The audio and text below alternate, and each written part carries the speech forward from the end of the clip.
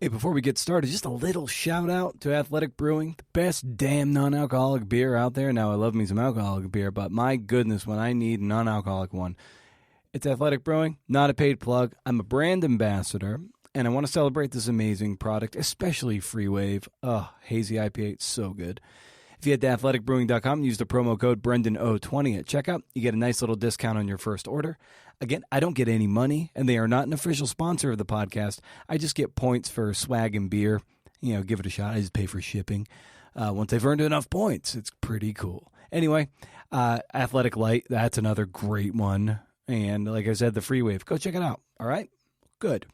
The best way that it happens to like get your style as an artist is when you have a deadline that's like very short and you don't have time to like overthink it and like get all of your influence in it. I feel like once the deadline is really short and you have to do it really quickly, like you just like fully present yourself.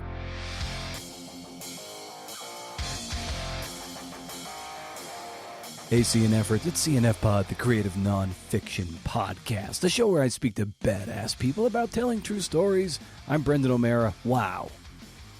Some of you know that I won the New Yorker caption contest a few weeks ago. No bigs.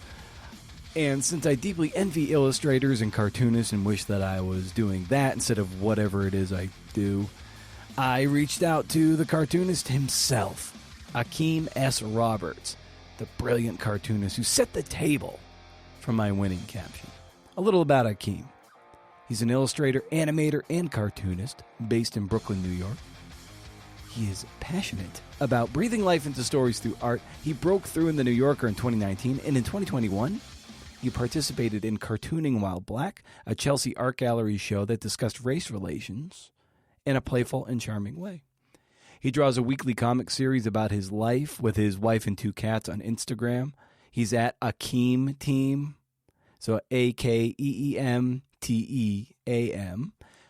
This is a fun chat about creativity, developing ideas, working through the grind, dealing with self-doubt.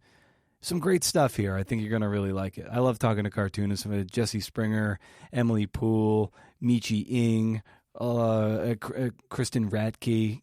It's really cool. I love the medium, and it's great to pick their brains and how they go about storytelling with that visual element, too. And the writing just has to be so tight, so tight. Make sure you headed over to BrendanO'Mara.com for show notes and to sign up for the Rage Against the Algorithm newsletter. It's now on Substack. Just click the lightning bolt on my website or visit rageagainstthealgorithm.substack.com. Still first of the month, no spam, can't beat it. This is how we rage. If you dig the show, consider sharing it with your network so we can grow the pie and get the CNF thing into the brains of other CNFers who need the juice. And don't we all need the juice? You can go to Apple Podcasts and leave a kind review for the wayward CNFer. You know, those things matter. And for a show like ours, it's a little podcast that could. When we see all those reviews and ratings, and there are a lot of written reviews, it's amazing. Someone might be more inclined to be like, holy crap, I'm going to check that out. I don't know who Brendan is, but let's give that a shot. Also, there's patreon.com/CNFpod. If you drop a few bucks in there, if you glean some value from what we churn and burn here at CNF Pod HQ, be greatly appreciated. I'm trying to find some creative ways to sweeten the pot for people over there. I might be kicking the CNF and Happy Hour over to the Patreon crew. Most of the people who show up to the CNF and Happy Hour happen to be patrons anyway, so I figure maybe I'll just open the door to that side of the crew. I usually did the CNF and Happy Hour to newsletter subscribers, but I'm thinking that I might go over to Patreon. Who knows? Anyway, enough of that housekeeping crap. All right? You're not here for housekeeping. You're here for Akeem S. Roberts. It's time, CNFers. Riff.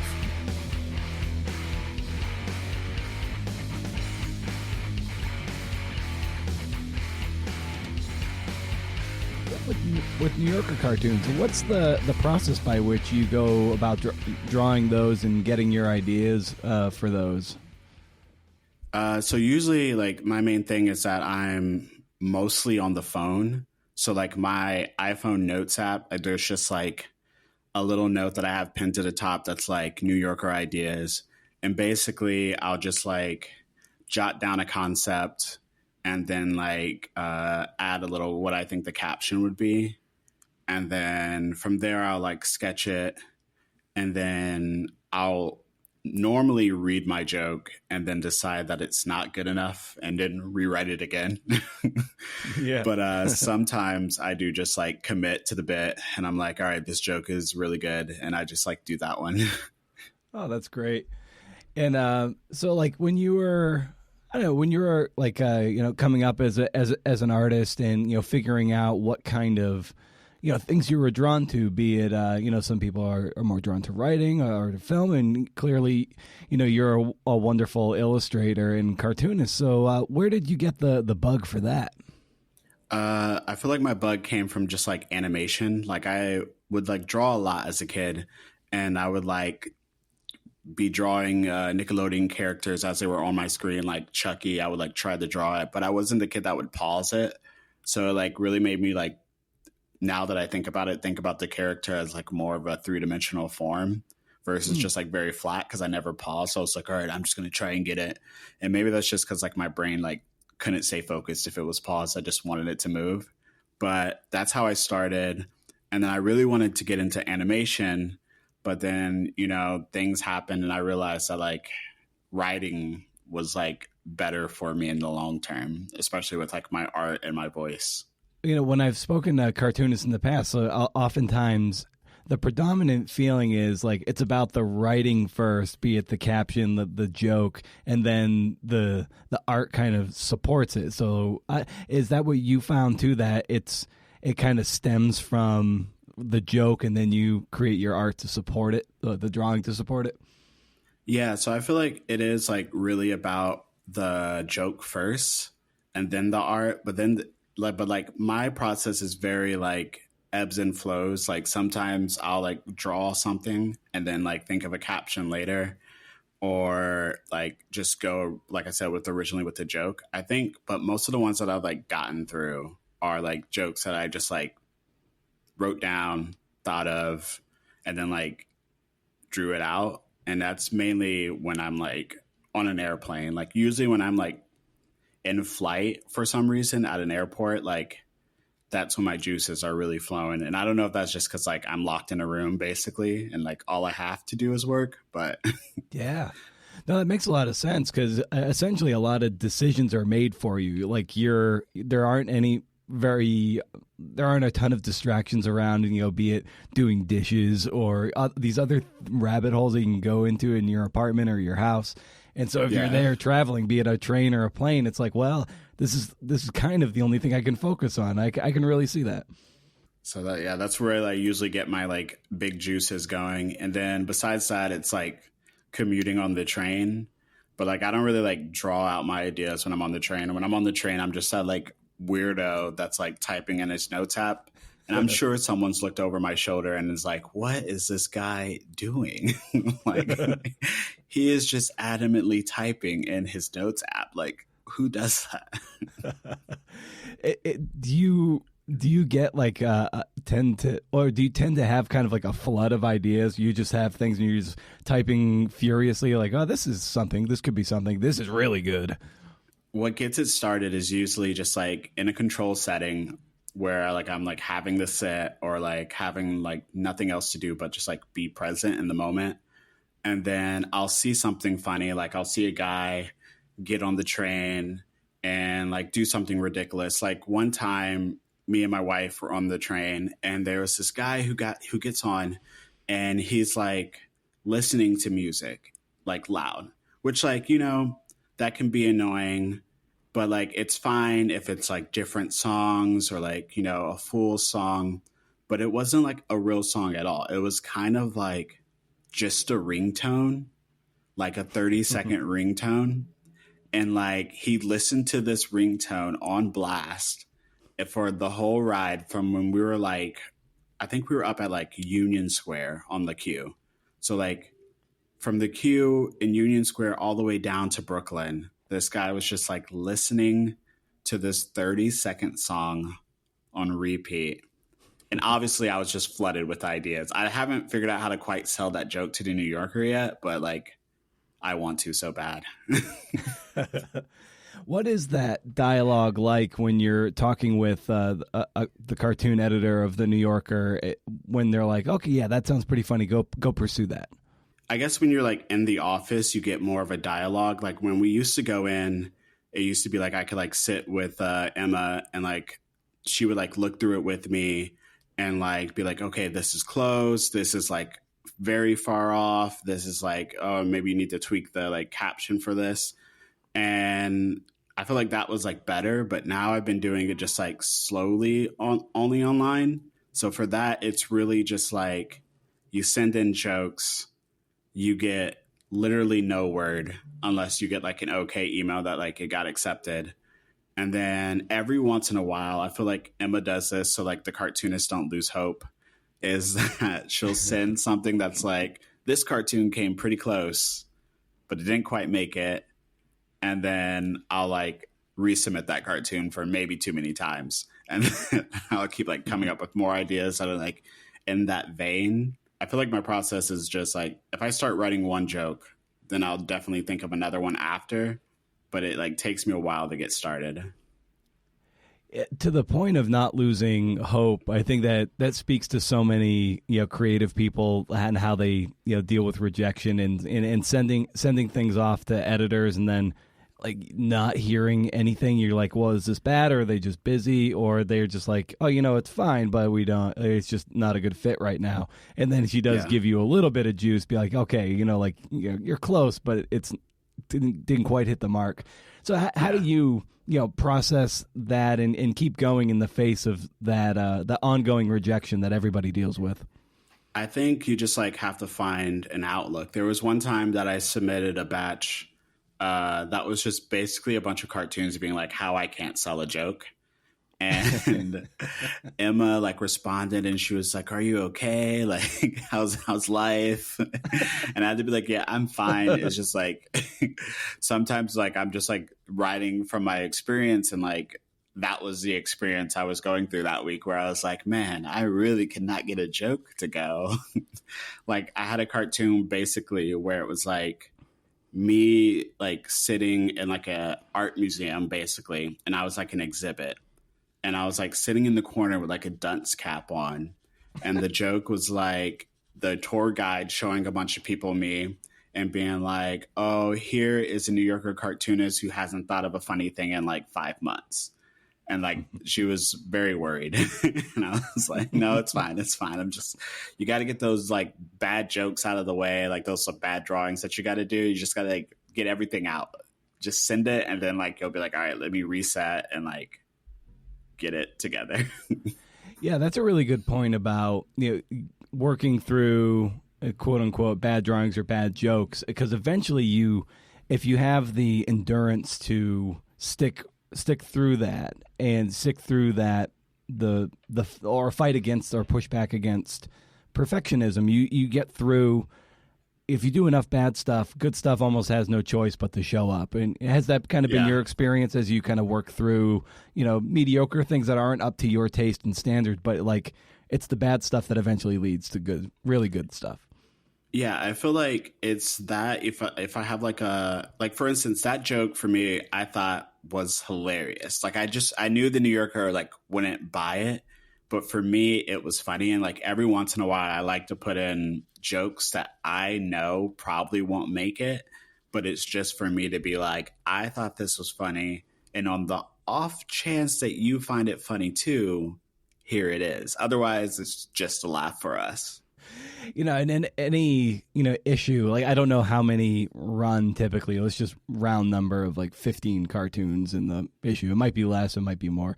Do you know on a given week, like how many cartoonists are competing for those finite spots in the magazine?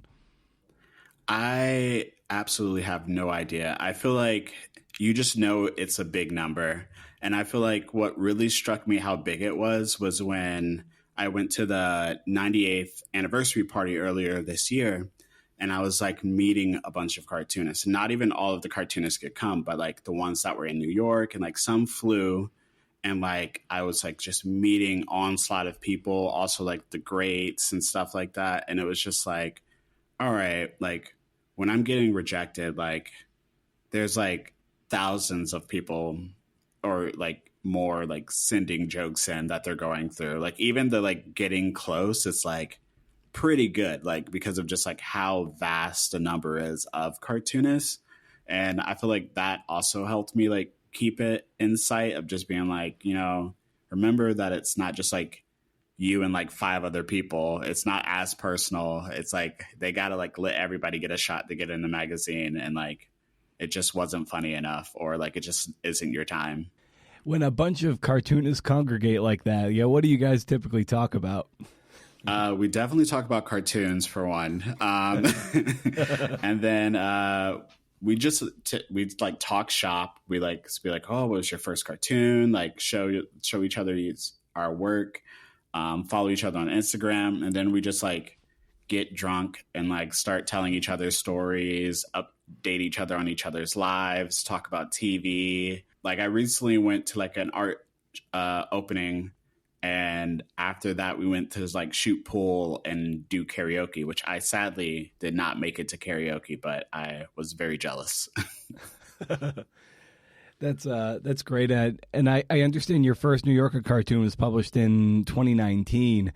What was the cartoon, and like what was that like for you just to break through in that way?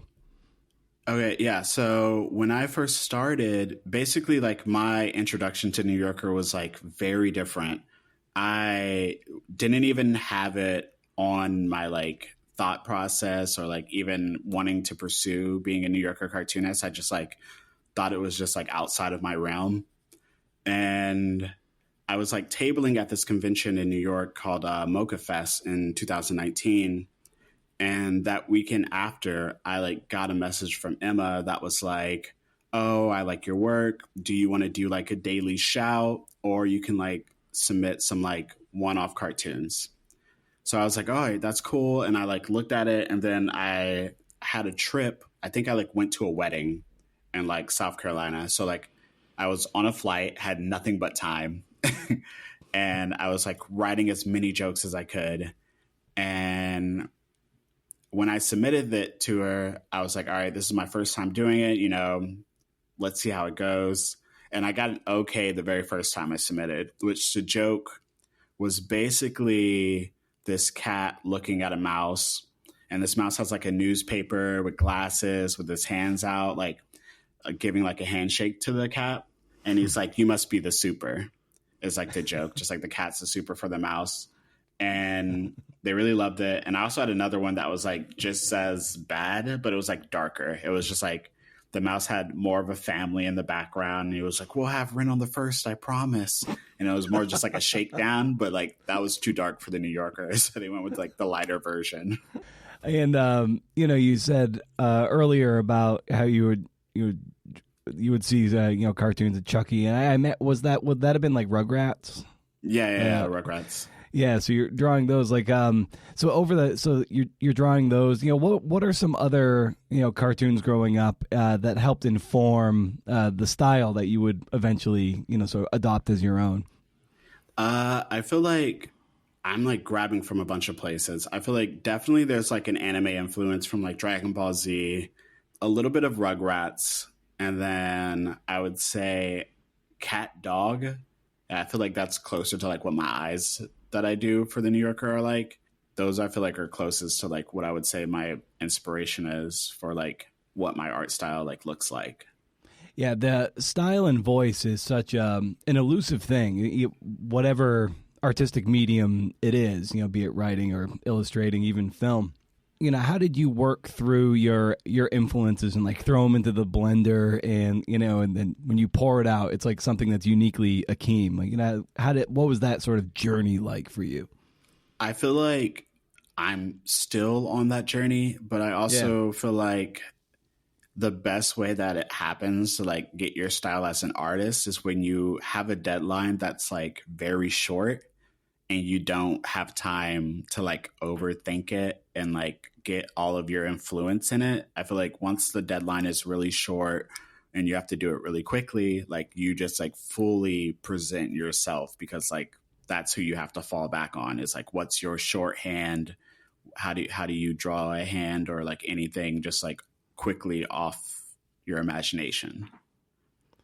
Yeah, and at what point did you know you had a knack for it growing up, where you're like, this is something that you could pursue, and you're like, oh yeah, I do have like that kernel of talent that I can really lean into and really start to master? I feel like that didn't even happen until like after college. I feel like Mm-hmm. I went to USC, the University of South Carolina, for media arts. So basically, I learned like film, like script writing, Photoshop, and all of the Adobe suite, but it was mostly focused on like film and photography.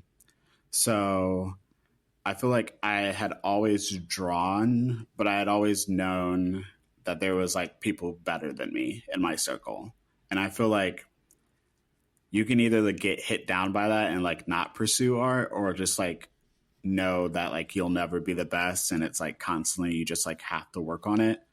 And I almost got hit down, but I decided to keep going. At that moment, a lot of people, like my stock and trade just being normal nonfiction writing. Some people, they hit that fork in the road. They're like, well, I can either keep pursuing, say, long form narrative journalism, or go to law school or something like that. That fork in the road where it's just you kind of give up on the thing to go to something more stable. Yeah. It looks like you had a fork in the road there, but you doubled down on your abilities and kept going. So what was that inflection point like for you, and when you decided to keep going?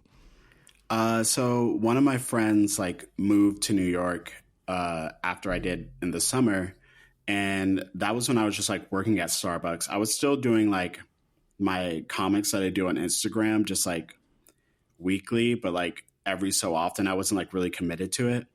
And then he was like, "Oh, there's this like animation studio that like is in the same building that he got a job at." So I like reached out to them, and they like hired me.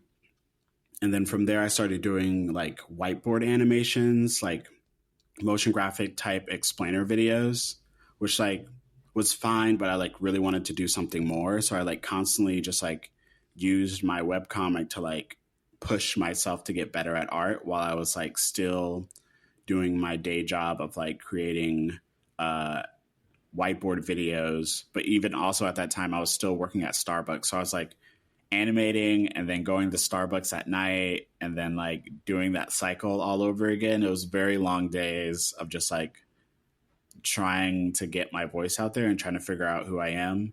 And I feel like I didn't feel sad whenever I was drawing. So I guess that was like the motivation to keep me going, was that like no matter what, it like uplift my spirits. So I felt like it was definitely something I just had to commit to and just like keep doing.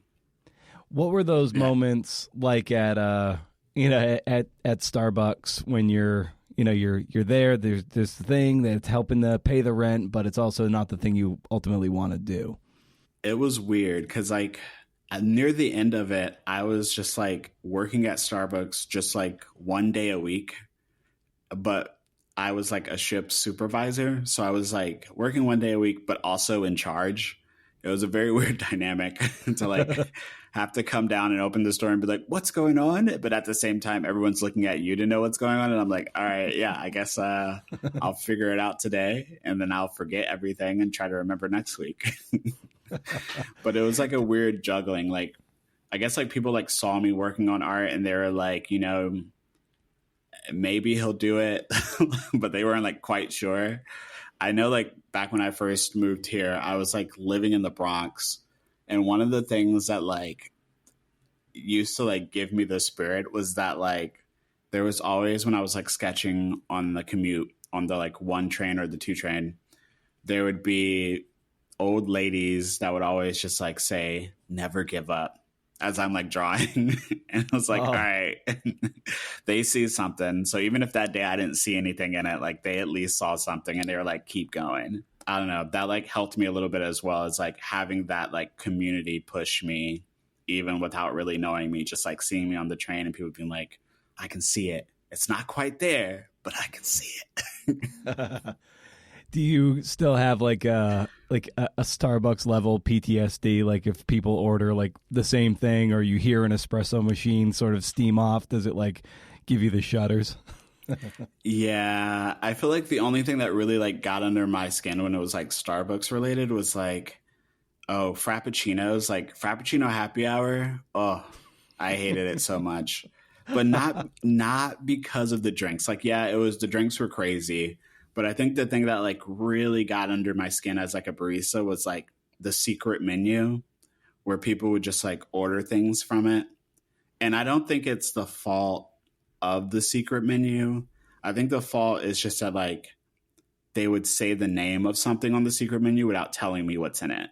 So it's like, give me the Captain Crunch. And I'm like, what's in that? That's not a thing. Like, just can you tell me like what the order is? And they'll be like, no, I don't know it. Captain Crunch, give it to me. And I'm like, oh, what? And I feel like that is the most that like things got under my skin was when it became like so much secret menu stuff, especially for Frappuccinos where you're like adding crazy ingredients that did not go together to make like crazy flavors. And it was just like, I had to like you're not allowed to be on your phone, but I had to pull out my phone to look up the ingredients and then like try to make that drink. It was flashbacks. Oh man, how like if you had to put a number on it, how many off-menu secret recipes are there? If I had to put a number on it, when I was like at Starbucks, which has been a while now, I would say there was at least like 200. It's just like some people would get a custom drink that they would get all the time, and then it would be like, you know what? Here's the name for it. And it's one for sure was definitely like Captain Crunch. There was like s'mores. There was like crazy other ones, and I was just like, I hate all of these. Have you done a cartoon about that yet? Because that seems like a pretty ripe one. I haven't yet. I feel like I forgot that I can go back into my Starbucks lore and bring out some stuff. You know, any writer or creative person, needs some degree of a practice, kind of a routine by which you can really kind of hang your hat on, get work done, work through the bad stuff as we were talking about earlier. So for you, like when you're setting out, say at the beginning of the week or whatever day it might be, like what is the practice by which you sort of organize your, your work? So I like to start my day by like getting a coffee and some kind of snack. And then I like come back home, and while I'm eating, I try to like watch a show. Usually I'll pick something that's like very like Saturday morning cartoon vibe to just like get the juices flowing and like get into that mindset. So I'll like watch something like that, and then I'll like sit at my desk, and I'm sure I'll like procrastinate and pull up a bunch of YouTube links, and then like I'll just like open up 1,000 tabs and be like, this is the YouTube video I'm going to watch after that one. This is the one I'm going to watch after that one. And then like I'll like start playing them and just like start sketching, and then hope for something magical to happen. It's fun, like with other artistic media, like I said, like I'm primarily a writer, and I'm often inspired by like what for instance, I'm working on this biography right now, but I'm kind of inspired structurally by The Last Dance, the Michael Jordan documentary for the '98 Bulls. Yeah. And just the way that is set up with ancillary characters that are, big in Michael's orbit, but also just how it seesaws back and forth structurally in time. I don't know if I'll go quite to that extreme, but that to me is like, oh, that's a good model. So for you with your work, what other areas of artistic media do you watch or you're like, oh, that's something that might not be my stock and trade, but it's definitely something I can model my work on? I feel like I read a bunch of like anime, or like watch a bunch of animes and read a bunch of mangas. That's definitely something that like it's like part of my influence and like that I like, but I haven't quite been able to like do that with my own work. But yeah, I'm trying to like pitch some like middle grade children book stories, because like I worked on a chapter book series in like 2020 with like Kokila, and like that was really fun. So I'm like thinking like maybe I want to do like a graphic novel, something like that, to like share some more stories of mine. Yeah, in terms of a graphic novel, do you think Do you think I'm a real big fan of like graphic memoirs and stuff that just really is just a nonfiction account of someone's life, just beautifully drawn and whimsically written. Is that something that you want to flirt with and start bringing up stories of your childhood and right into young adulthood? Yeah, I feel like I want to stay quite in like the middle. It's called middle grade, which I guess is like Yeah. early or like late elementary school. I feel like that's a good ground for me of like things that I like to write about. And like I always think about it in like fiction. Like I'll do a fictional character, but like they'll be heavily based on my own life, and I'll just like mix some things up. It's just basically like choose your own adventure, but with my own life. I'm like, what if there was a ghost? I just like go down that rabbit hole. The middle grade genre is really it's such an important time. I think a lot of people lose the desire to read, and might become uncool at that time, and a lot of kids fall off. So is that something that you're hoping that if you kind of go into that that headspace and create from that platform, that you might be able to keep inspiring people to maybe draw or certainly keep reading? Yeah, I think when it comes to like heavy influences, I know that like as adults we always give it up to like our high school years, but when I think about it, I'm like, man, maybe middle grade, like late elementary, was very highly influential to me. I still love all the shows that I watched back then, like SpongeBob, Hey Arnold, like Rugrats. Like I feel like those are like so ingrained in the culture even today. And that's like very middle grade. I feel like we don't talk about it enough how like huge of an influence middle grade is. Right. Yeah. And, what was it about, that time in your life too, where, maybe those cartoons, like, especially like meant a lot, what was, your headspace at that time where you kind of really glommed onto those? I would say like the like Captain Underpants books. I feel like those were like the first type of media that presented that like, hey, you can do this too, basically. Because like they would have those little comics in the book that they just like made for fun in their treehouse, and it was like kind of the first time where I like realized that like, yeah, if you want to like do art, you can just like make your own stories, and like you can tell your own tales based upon the people around you, and like maybe the other kids would like it. Yeah, that's what I really love about your Instagram too, which is it's just a lot of your domestic life with your wife and your cats, and it's like really just whimsical and funny, and I think it's just really relatable with these little snippets of stories you share. So like, how would you like, how important is Instagram to your trade?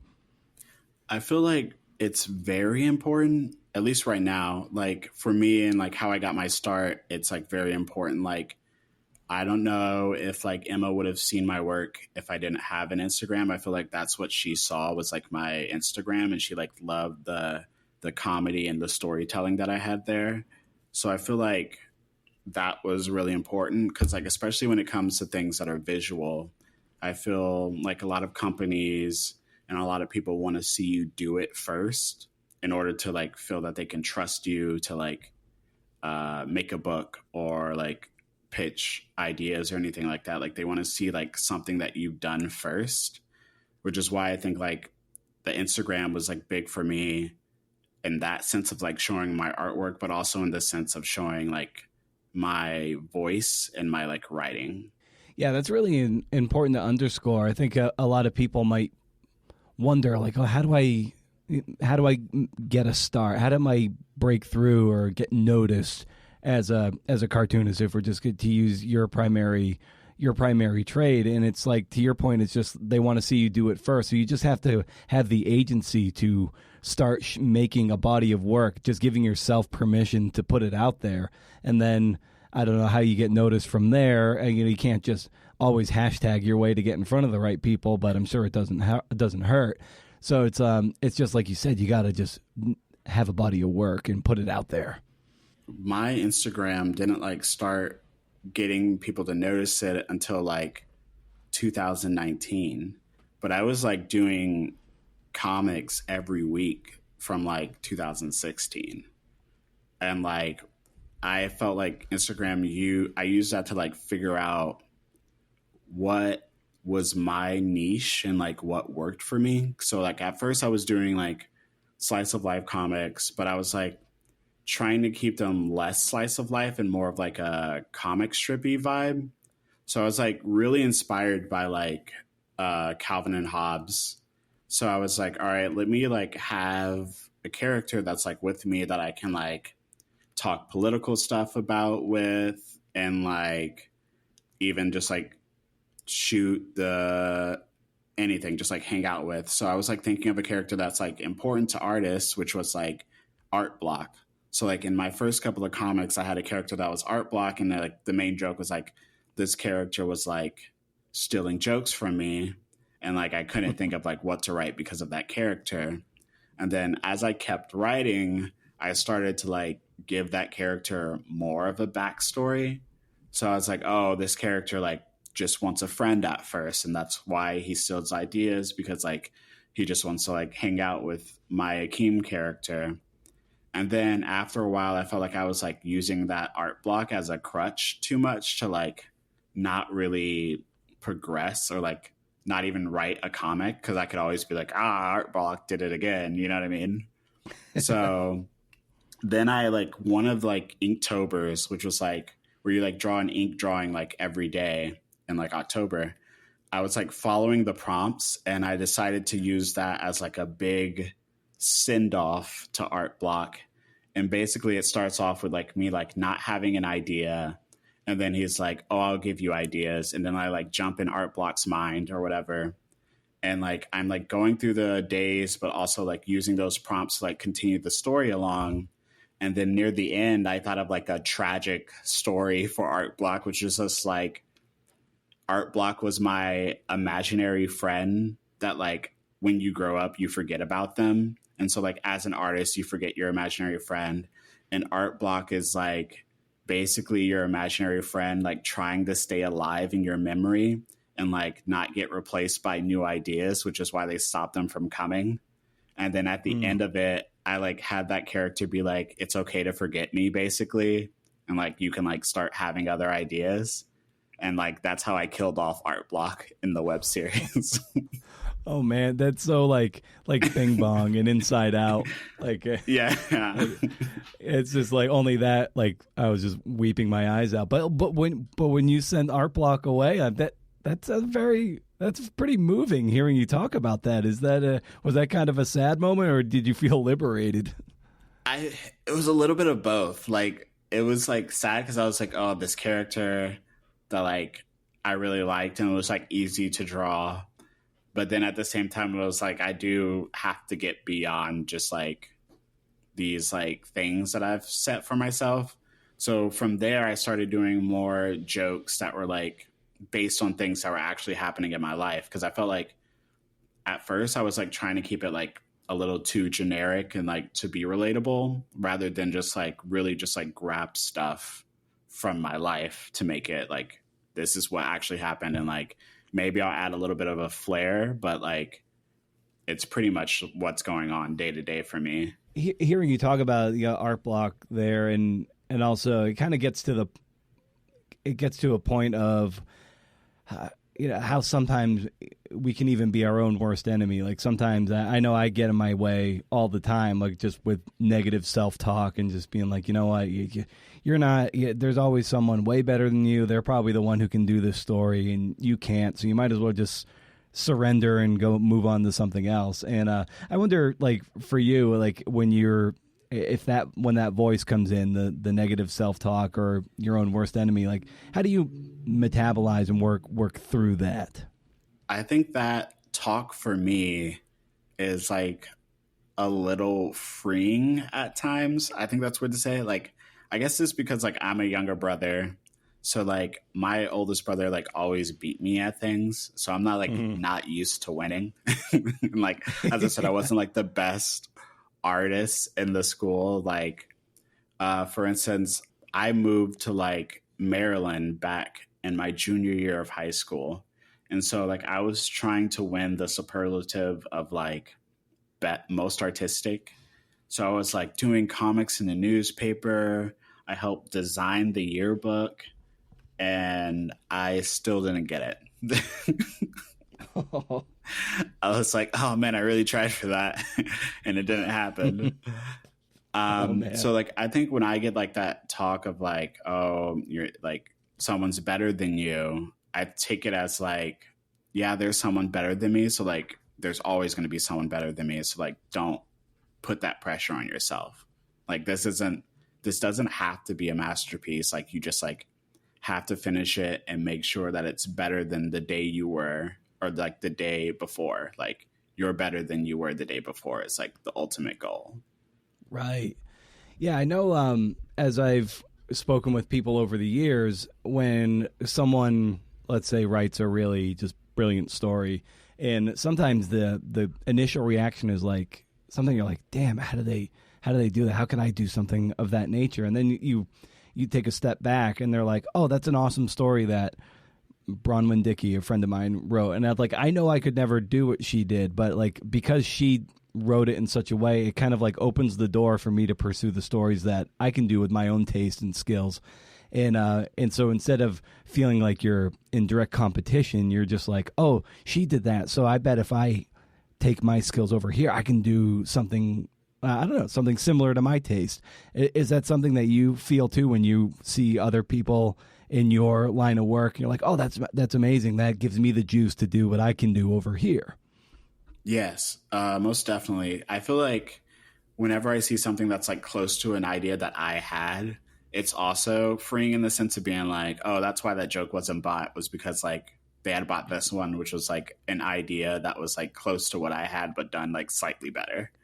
And it like, I think that helps me like one, get rid of that idea so it doesn't clog up my mind. And I'm like, I got to really try and sell this again. It like, the more ideas I can just like toss, I feel like the more freeing my mind can just like wonder on like different things and different concepts.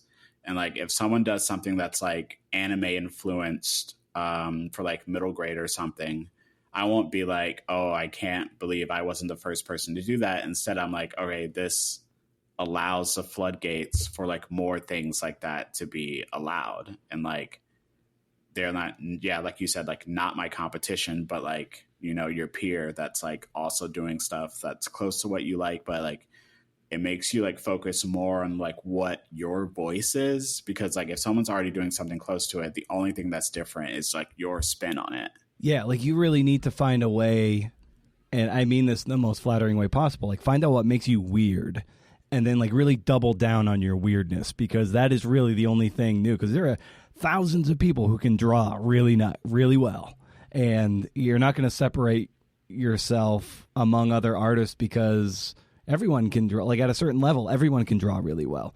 Yeah. So it really comes down to like your taste, your prism, and what makes you like weird and whimsical. And I think that's where like a lot of creative people just need to kind of don't regress to the mean. Like go to the edges of your weirdness and kind of stay there and hang out. You'll find people.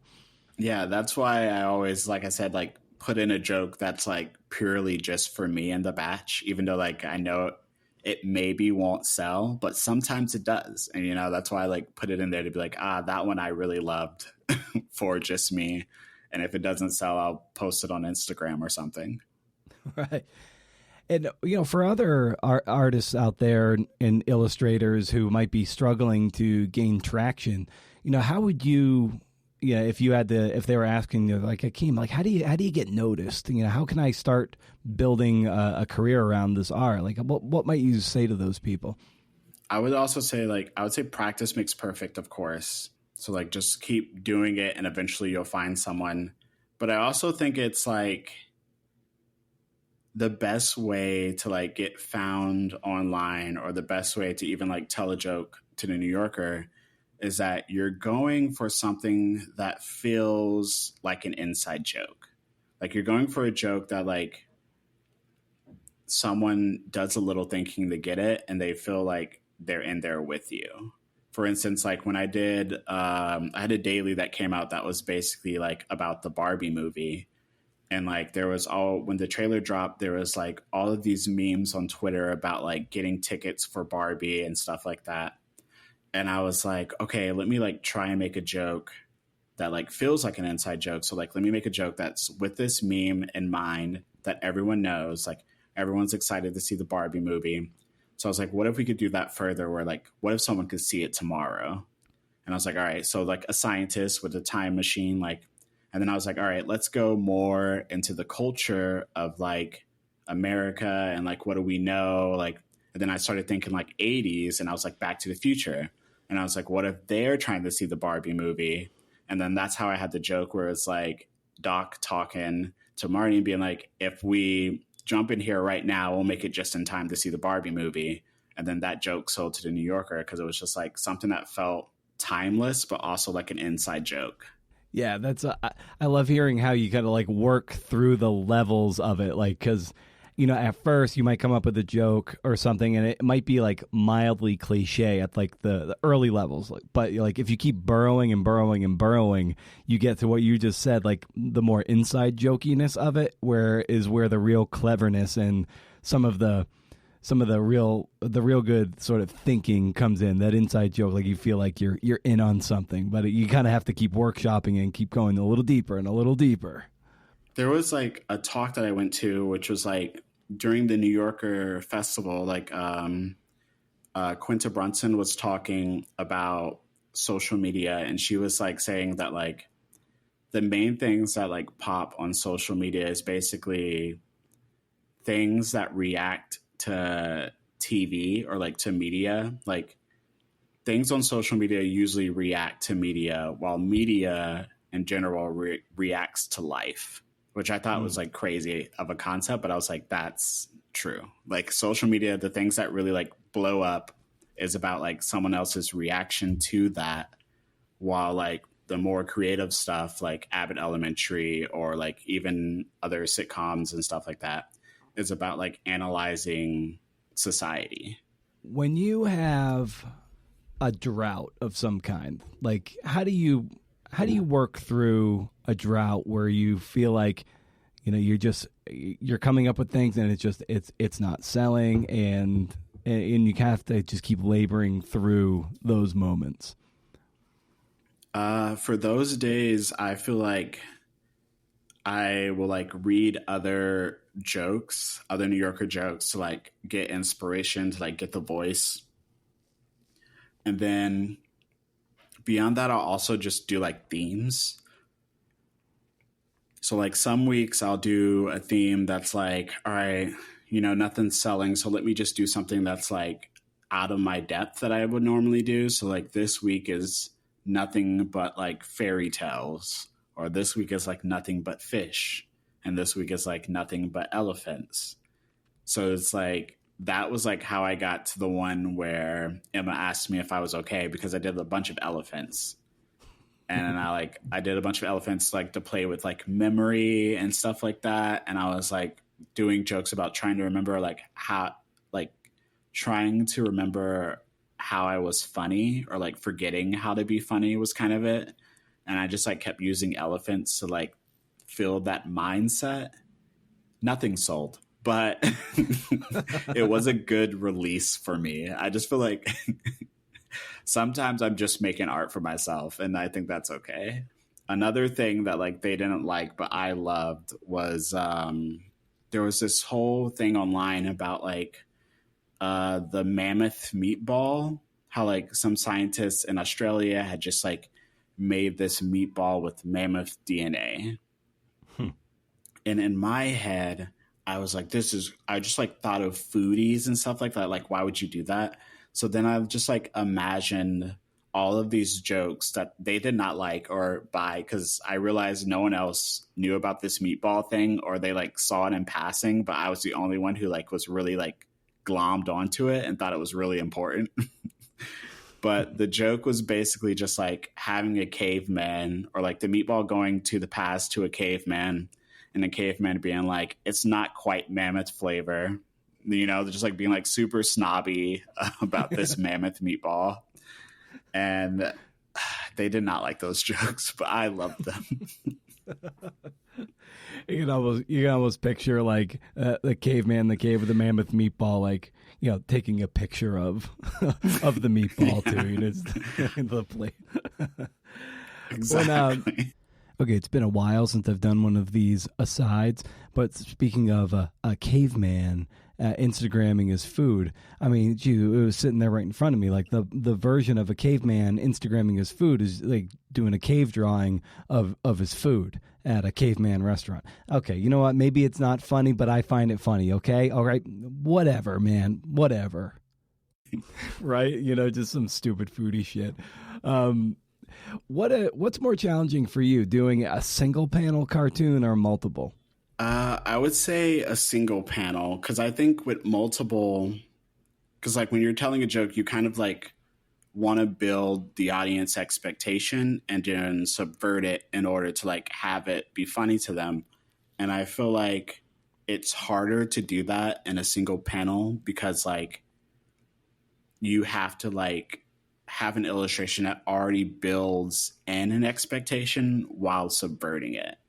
While like with a 3-panel joke or a 4-panel joke, you can like have a couple of panels introducing the audience to a concept and then like go along with the ride before you like be like, oh, let me pull the rug up underneath you. But I feel like one panel is just like you got one shot to do it and it's tough. Yeah. Who are some of the cartoonists, be it at the New Yorker or elsewhere, where you look at their work and you're like, damn, that is good. They inspire you to make the most out of what you can do with your talents. I would say like Ellis Rosen is really good. I love his humor. Asher, also really, really great. Awesome.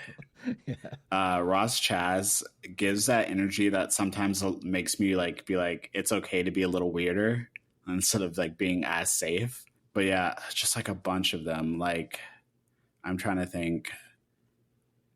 So many people. Like Jeremy is good. Jason, Sophia, just like all of them. Like they like have their own voice that's like very. Like they'll go whimsical, but in a way that's not the way that I would do it, and it's like I love it. Well, that's what makes everybody, that's where you get back to the whole thing about style and voice, and it's like they double down on, or triple down on what makes them weird, and they know their lane and are comfortable staying in their HOV lane because this is where I am. This is where everything is humming in all cylinders, and it's like this is where I am. Like Leanna Flick, like she's got a very like crude way of drawing, but it's like really funny and dry, and it's I love that about them. Asher is hilarious. Like I love his stuff. His stuff is so good. Yeah, and it's great. Like some of the ones he posts on Instagram can be like pretty grim and bleak. So I imagine like those are ones that you like too when you have a tendency to want to go bleak. Yeah, definitely. Sometimes I like to go like too dark, and it's just like not what they want. Right. And if you're writing drawing a cartoon for, say, like the caption contest, like how does that work? Where does the editor say, or do you put in a fully fleshed thing and they take the caption away and be like, yeah, we'd like to use this as the contest, or how does that operate? I feel like some people submit stuff that they think would be caption contest stuff and they buy it. I have just never been that person. For me, it's always a joke that like I like submit it to them and then maybe I recaptioned it a couple of times and they're like, all right, kid, not quite it, but we like the drawing. We'll turn this one over to the masses and see if they can do better. Yeah. That's awesome. Well, Akeem, I want to be mindful of your time, and it's something I always like to ask people as we bring these conversations down for a landing is to ask you, the guest, a recommendation for some kind for the listeners, and it can just be anything you're excited about, like a cool digital tool or analog tool or a fanny pack. It doesn't matter. So I'd extend that to you, Akeem. What might you recommend to the listeners out there? I would recommend the app Procreate. I feel like all of my New Yorkers are done in that app, and all of the professional work that I've done has been done in that app, surprisingly. I do have Photoshop, nothing against Photoshop, but something about like drawing an iPad on Procreate just like gets that itch for me. In what way? In what way is it like it scratches that itch for you? I feel like when I'm using like a Cintiq, it just feels too much like I'm like drawing on glass. And like with my iPad, I have like a paper like mat on it, which like allows it to like have more like grit. And I feel like that makes it feel, it just like scratches my brain in a good way. Like I'm writing on paper. It's like not quite paper, but it's like close enough that like it scratches it. Yeah, like there is some friction there that feels like, maybe pencil on paper. Like, yeah, that's satisfying, I guess.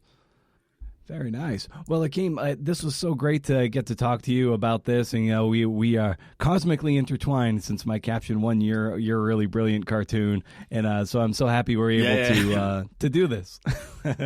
Yeah, it's really cool that we're able to do this and get to talk about how you approach creativity and your craft, which I so deeply admire and really, really, really love. So, thanks for taking the time here to talk shop, and thanks for coming on the show.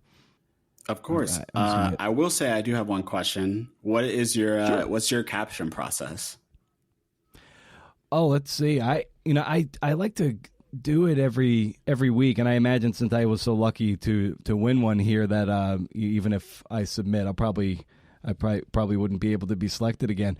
But I try to go for something really short and punchy. I feel like reading so many captions, and I love the cartoons. I read all the cartoons first, and those like short, punchy ones tend to be the word economy has to be really good.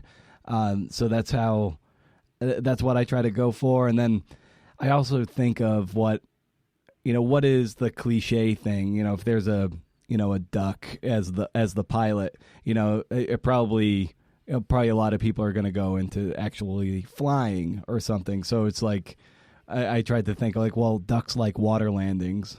And so when you're on a plane, they always say in the unlikely event of a water landing.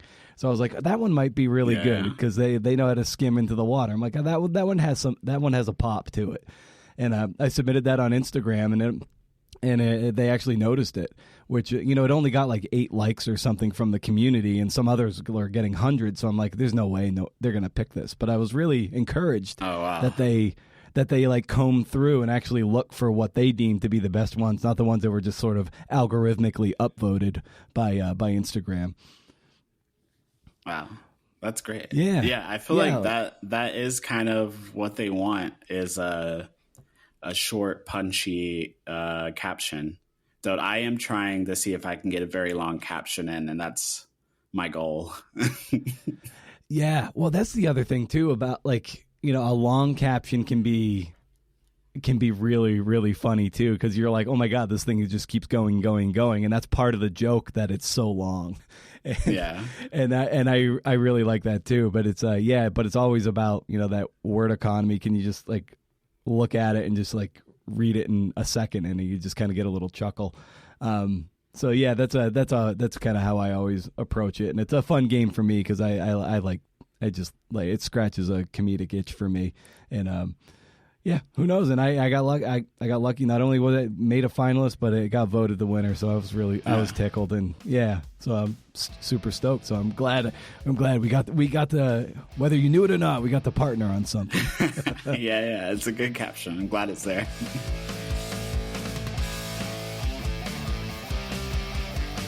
Hey, CNFers, as always, thanks for listening, and thanks to Akeem for coming to play ball and to talk about how he draws his cartoons and writes his cartoons. Great stuff. He's at Akeem Team on Instagram, and you can learn more about him and his work at akeemteam.com. That's AKEEMTEAM. BrendanO'Mara.com is where you find the show notes and where you can also sign up for the Rage Against the Algorithm newsletter. It's still book recommendations, a short essay, writing inspirations, and a series of links that literally go up to 11 First of the month, no spam. So far as I can tell, you can't beat it. Oh boy, now I really debated whether or not to talk about this because there's still quite a bit of uncertainty. This is not writing related. But if you remember a couple weeks back, I talked about Lachlan, this troubled dog that we adopted. And we seem to always find these really troubled dogs. But we ultimately decided to surrender him back to the shelter because there was an incompatibility. He went back to a foster home because he was a bit disruptive in the shelter because he barks. Oh, my goodness. So he's kind of a stress ball and stressing everyone else out. So, oh, my God, I got a call this morning, this being Thursday. It was the shelter, and I was like, oh, fuck. They only said they were going to be calling me back to tell me about Lachlan. So, and they were going to say, we're only going to call you, talk about Lachlan if they deemed him unfit for adoption and would soon be euthanized. So my stomach just drops into my shoes because I knew that my wife and I, and by extension our other two dogs, we're going to have to welcome him back and figure it out. This dog had like no chance at a good life. I had better faith in the foster care that the shelter had access to that fell out from under him yet again. He was improving under our care, but the aggression was something that came out, and it was something we figured we couldn't tackle, and that maybe it would be best he'd be a single dog home. And I figured he could survive in foster for as long as it took to find that single dog home. But I guess the foster couldn't handle him anymore. And I guess this is one of their better foster people, an all-star foster. Oh, like I said, it's very hard for me to even talk about it. He doesn't deserve to die just because he's scared and stressed out and something of a nuisance right now. So even now, my eyes are starting to burn up. With the proper training and above all, like structure and patience, he's got potential. And we thought we were on that road, and it seemed untenable at the time. I think we can defray the aggression, and with training, some medication as well to get him through his training, and a fucking shit ton of exercise. And did I say patience? He'll come around. He's very bright. He's very sweet. He's a real tender soul, but he needs better circumstances for him to shine. It'll take months to remove the fear and the stress, but we've got to do it. And I think once he gets that stability and remove some of that stress and defray some of that fear, then it'll open the door for other aspects of his personality to come through, and he might even get along with the other two dogs. So you might be asking, like, why didn't you just do it before, B.O.? Why do you surrender him back in the first place? And it's a fair question. And did we give up too soon? And 3 weeks is nothing. After 3 weeks, though, things seem to be, in terms of aggression, escalating. And like I said, I had more faith in the shelter to rehome him with the right family. Their all-star foster couldn't handle him after a few days. Even I gave the foster just a ton of info on him. I wrote the book on him. I wrote like this 1,000-word email about things to do to help him out, but I guess it was just too much, and he was stressed out there. Apparently, I don't know, just disruptive, and maybe even a danger to himself. I don't know. We did see some improvement in him in the 3 weeks we had him. It's there. The guy from the shelter was trying to tell me why it might be a good idea to euthanize him. And this is, and it's no-kill shelter, so I guess this is more for a no-kill shelter. I guess this is sometimes common, which kind of caught me off guard. When I had to surrender him, they first said, like, oh, do you want to know if, like, we deem it unfit, like, if he's unadoptable, that we put him down? I was like, that's a thing? And anyway, what I say, the guy, he's youth, that he could be too disruptive to us because we need to have our lives, and our other dogs, they deserve to have good lives too. This isn't a reason, in my opinion, put a dog to sleep. If we were his last line of defense between the right home and euthanasia, we would find a way. That's what I told the shelter.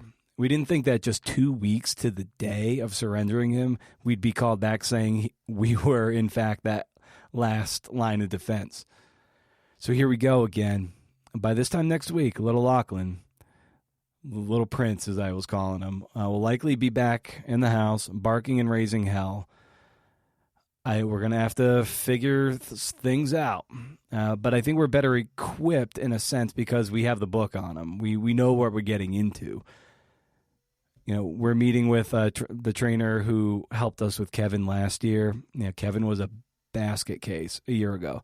Granted, she was very demure and submissive and doesn't have the aggression that Lachlan was developing and territoriality. I think it was mainly triggered by Hank.